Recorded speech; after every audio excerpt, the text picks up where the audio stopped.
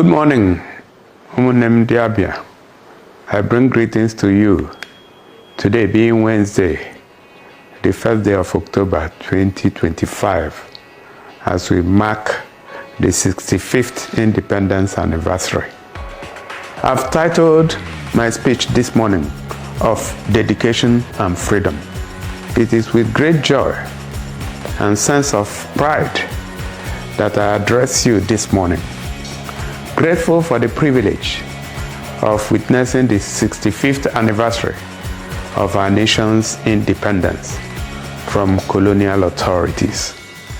I would like to specially congratulate fellow Nigerians for the great things we have collectively achieved as one nation over the last 6.5 decades of coexistence. Ours is far from being a perfect union, but this day presents us an excellent opportunity to look back with pride at how far we have come and then resolve as one people, united in common destiny, that the best of our years is in the future, not in the glory of the past, nor the frustrations of the present. We are a people of destiny, and the evidence is in the miracle of our continued existence, the friendships that transcend religious and ethnic boundaries, and in the spontaneous excitement that rends the air each time a Nigerian achieves something remarkable on the global stage, when we do not care about ethnic or religious identity, just the knowledge that the individual or team represents Nigeria. Many of us have had cause to feel disappointed with Nigeria and the trajectory it has taken over the last few decades. But we must never mistake momentary discontent with lifetime disconnection. We are a nation of patriots, so even when we openly announce our dissatisfaction with the state of affairs, deep in our hearts, we love our nation and wish the best for it. Today we celebrate the victory of our founding fathers over the limitations of colonialism. But there is so much more to celebrate. This nation mirrors Africa's rich potential and then its struggles. It therefore follows that the destiny of Nigeria is partly tied to the eternal reality of our brothers and sisters all over the world. What we become, we ultimately play a part in shaping what will be said of our race in the final analysis. A thriving Nigeria inspires hope in the mind of every black man and woman around the world. Conversely, our continuing struggles, especially on the fundamental concerns of human existence, keeps a certain unflattering narrative in steady circulation. As we celebrate the 65th anniversary of our independence, the onus is now on us to rise to our calling and give our kith and kin from Brazil to Oman, Colombia to Ecuador, Portugal to Guatemala, and across hundreds of other nations around the world where our type are found in small and large numbers, something to be eternally proud of. Nigeria is an ambitious project, but the events of the last 65 years have also taught us that nothing great is built in isolation. A nation rises on the dreams and enthusiasm of the ordinary people, but it is the leaders who must provide direction. Leaders in a national project are not just members of the political class. They are the men and women who mold opinions in places of worship, learning institutions, and in the centers where people of all demographic groups congregate in search of knowledge and meaning. Leadership, as I had emphasized several times over, is not a title. It is disposition to create value, drive progress, and apply our peculiar advantages to noble causes, ideas that transcend narrow interests. This anniversary is an invitation to leadership to take responsibility for the attainment of the outcomes we desire and deserve.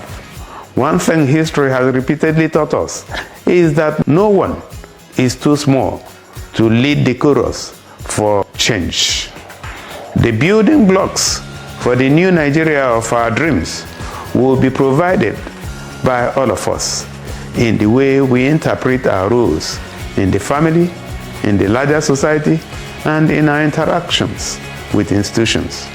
Our destiny is to empower the black race, to inspire our people to greatness, and become a constant reminder that it is the mind, not the color of skin, that ultimately determines how far we go in life. We are currently beleaguered by a litany of challenges, and it does not diminish us to admit that all is not well, that Nigeria has not become what our founding fathers and the compatriots who fought for its freedom committed their lives to. Yes, our nation has been serially betrayed, and its potential stunted by bad decisions and our response to the events that have effectively shaped our national experience. We have failed on several scores, and at other points simply wobbled when we could have moved with decisive intent.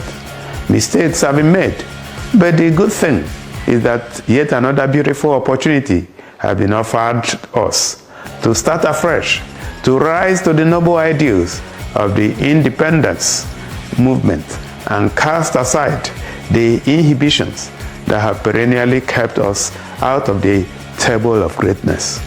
These include tribal and religious triumphalism, corruption, and behavioral tendencies that raise suspicion and undermine public trust.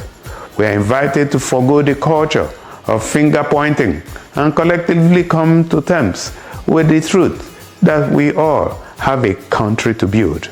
The task of reimagining Nigeria is not exclusively for those in public offices or persons of influence. It is for all of us, although there are individuals and institutions that must bear the torch by virtue of their privileges. To our brothers and sisters here in Abia, let me especially thank you for your unending faith in the Nigerian project. You have remained unwavering in your commitment to Nigeria, refusing to be frustrated by the weight of discontent within the policy. Thank you for rising to the demands of nation building and for doing everything within your power to keep the ship of state in motion. We may have suffered heartbreaking disappointments in our interaction with the system, but I'm glad that we have remained unyielding in the conviction that, like our parents, we are as involved in this project as our compatriots from other parts of the country. Let me especially appreciate you for spreading the fruits of your genius across the length and breadth of the nation, and for refusing to take the easy option of retreating into your shells when met with difficulties, to whine and then do nothing else. No, we are better than that, and I believe that in due time we shall all look back with pride, grateful to have played a part in the great story Nigeria will eventually become. May I now take a moment to honor the memories of our compatriots, the men and women who devoted their lives and talents to the service of this land, who gave the last full measure of their devotion to forestall the failure of the Nigerian experiment.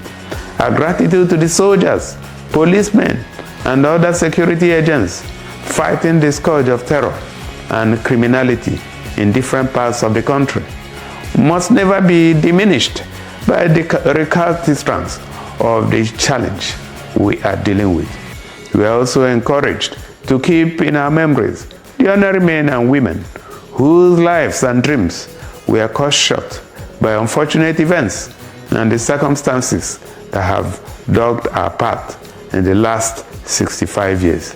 They did not leave us empty.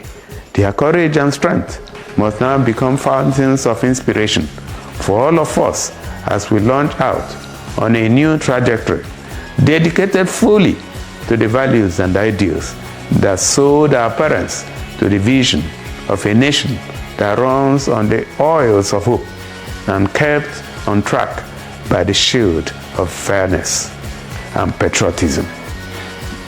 To everyone and to all of us, happy Independence Anniversary, my people. God bless you.